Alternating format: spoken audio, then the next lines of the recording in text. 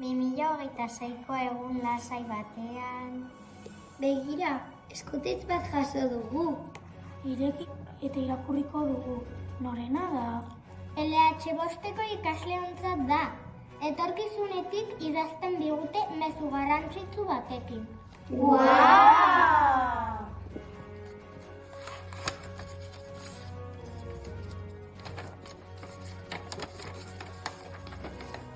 Kaixo 2026ko LH5ko ikasle maitea. 2030etik idazten dizuegu, misio berezi batekin, mundua konpontzen laguntzea. Ez beldurtu, baina gure etorkizuna zuen esku dago. Hemen, 2030ean mundua askoz politagoa da.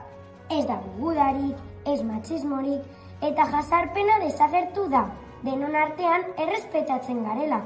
Gure atmosferaren zuloa ez da gehiago handitu. Plastikoak desagertu dira gure ibai eta etxesuetatik. Airea garbi-garbi dago eta kaleetan ez dago kutsadurarik. Herria txukun dago, animaliak libre eta zoriontzen bizi dira.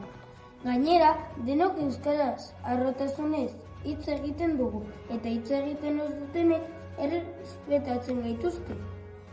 Baina, hau lortzeko zuek gaur hasi behar duzue lanean.